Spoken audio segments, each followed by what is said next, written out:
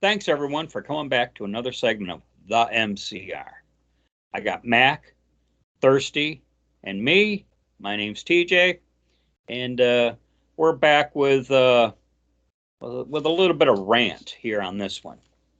I got my news article or my news details from the Gateway Pundit, and they talk about a Texas man who was able to track down his stolen vehicle.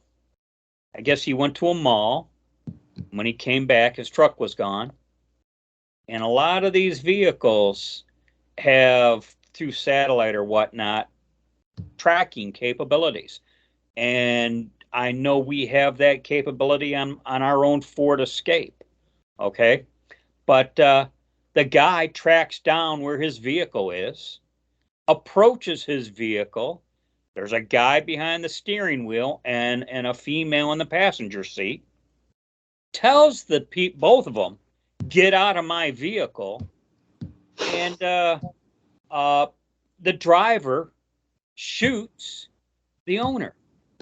Now, the owner, who has a gun, shoots back, kills the perpetrator, wounds the female, and you would think this is where the story ends, but not so. You said he killed the alleged perpetrator? Yes. Alleged. The alleged perpetrator first shot the owner after the owner told the alleged perpetrator to get out of his truck. Okay. At which point the owner was shot. The owner, being armed, shot back, killing the guy behind the steering wheel and wounding the female. Okay. Now, I'm gonna start with a statement from the San Antonio, because this was San Antonio, Texas. Okay, and I'm gonna start with a statement from the San Antonio Police Chief, William McManus. He said this is self-defense, though he personally felt the owner should have contacted law enforcement instead, saying, okay, the bad guy is the one dead, yes. The driver of the stolen vehicle is deceased, shot by the owner of the stolen vehicle. The owner of the stolen vehicle certainly has the right to track down his stolen vehicle. Now, we would prefer that they call the police before taking that into your own hands, but he did what he felt he needed to do. And the last part of that statement irritated me, you know, and we've talked about this before. Just be a victim, you know. Yeah. You know, it's your vehicle. You got someone up to no good in your vehicle, and you're not allowed to confront that situation. Oh, well, one of the things you might consider is how does the guy get to work the next day to feed his family or whatnot. But yeah, exactly.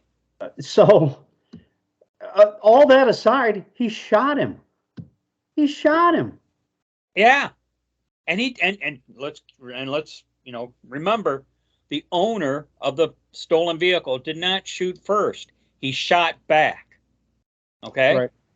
So it's not something I probably would have done. I probably would have, and this is my personal choice, I probably would have let the police handle it. But however, how far down on the stack is he? Yeah, really. He needs his car Monday morning to go to work. I've often thought about this because, like I said, our Ford Escape has similar type of technology. I might have called 911 first, okay, and then confronted the guy, knowing that. Oh, and I'd tell the 911 operator what's going on, and I intend to confront the guy. So you better hurry up and get here. I think that would be a plausible thing to do. Because I always think, when I hear about these types of situations, I'm thinking, yeah, I'd confront the guy too, but I might have called 911 first. Yeah. Because you don't want the guy to get away, for one thing. Right. So, but the story doesn't end here. This is the type of story that just keeps giving. Okay. The alleged perpetrator's brother had a statement. He told KNES News. The victim was my brother. I'm shaking my head already. I had to read this a good couple times, okay? The victim was my brother, and there are two sides to every story. Oh, two sides to the fact that, to the story that his brother stole the vehicle, okay? As I insert commentary here. Whether my brother was right or wrong, he had a gun pointed at him. You know what? After he pointed a gun at a guy. That's just, here's the thing. It's factually not true. Okay. He shot first, so whether he had a gun pointed at him after the fact is irrelevant. Okay. The brother continues. I guess he took it upon himself to defend himself. The guy who shot him is a vigilante, not a hero. You know what? If he had shot first, you might have been able to make that argument. Absolutely, you could. But he shot back. And the more I hear this guy speak, the more outraged I get. Then comes the icing on the cake. A vehicle is not worth taking someone's life. I don't care what kind of car it is. You don't take the law into your own hands. Now my mom, my family, and we all have to suffer and just deal with it. So, you know, the vehicle wasn't worth shooting the guy over. Yeah, this reminds me of a story that goes way back many years to the year 2001, actually. And I'm riding in a car with our employer, and he's taking me for an interview at a place that you and I are going to work at. And I did end up getting that job and staying there for about 15 years.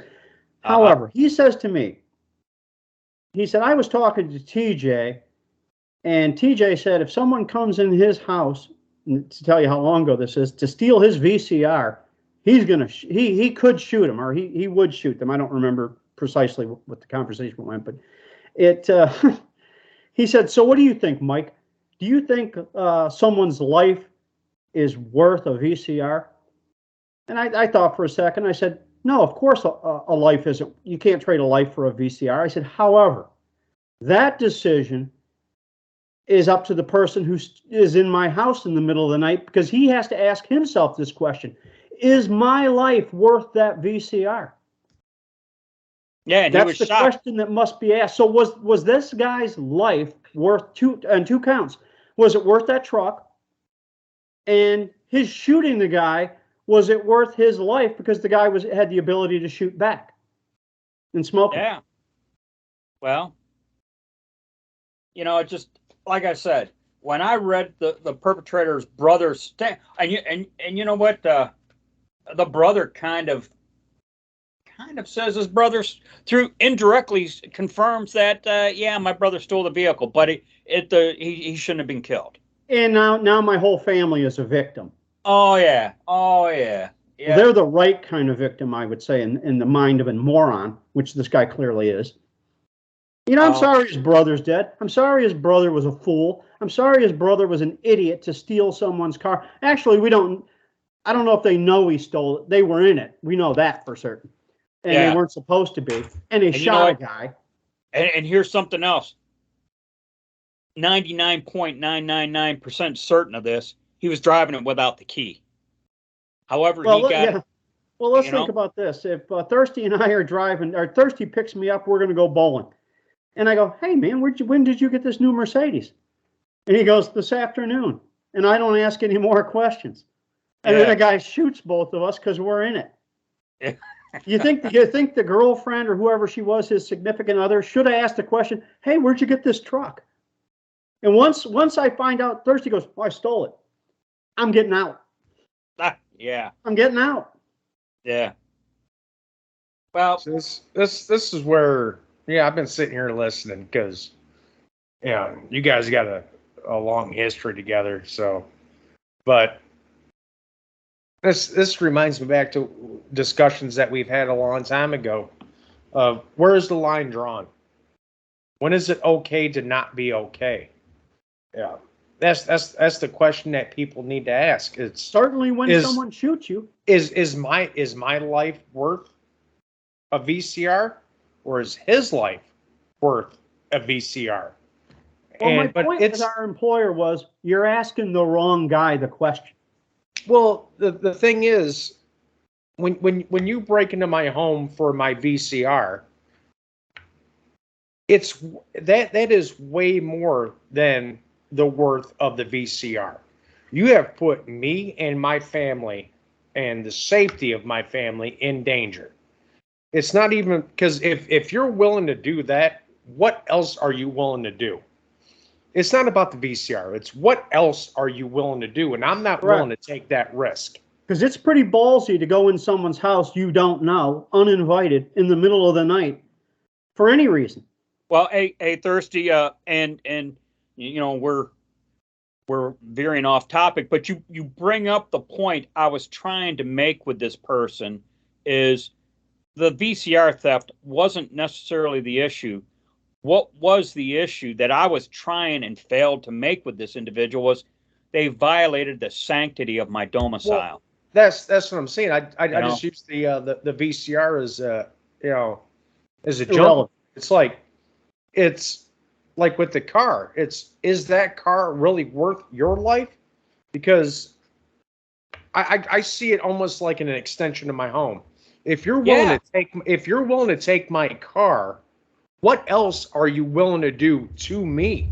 Well, we found out in I this take case. that as a major threat to me and mine. I think we clearly found out what he was willing to do. He was willing to kill this man Absolutely. over That's his exactly truck. what I'm So you saying. know what? Yeah. Ipso facto karma, instant karma. You got what you were willing to do. Yeah, you know what? Yeah, poetic justice. Back in the old West days, steal a man's horse and find out what happened to you. Yeah, they'd hang him. Well, you Because know that what? horse meant his livelihood. Yeah, if you stole a guy's horse while he was out in the middle of the wilderness or desert, that was a death sentence. Yeah. You know, and nowadays a lot of people are dependent on their vehicle just to get to and from work to be gainfully employed. We'll say, you know, if my car broke down tomorrow, I'm screwed. Yeah, really. You steal a Mercedes. One final thought, you know, on behalf of the victim here. You know, this is what happens when, you know, I'm sure the guy thought the police aren't going to get here in time. The guy may have thought, are they even going to show up? You know, depending on where it was in Detroit, sometimes they don't show up or it's hours later. The guy most certainly would have been gone with that truck hours later. Yeah. So, you know, TJ, it's actually kind of serendipitous that I'm wearing this hat. 22, 380, 9mm, 40 cal, 45, all faster than calling the police. Yeah. So I thought I'd share this story. You know, plus it as I was reading this news report, it took me down memory lane to that conversation that you referenced, Max. So you know, well, that's all I got for this one. All right. And we'll call this a wrap. Thanks everyone, and we'll catch you in the next segment. As always, be safe, watch your six, and don't tread on me.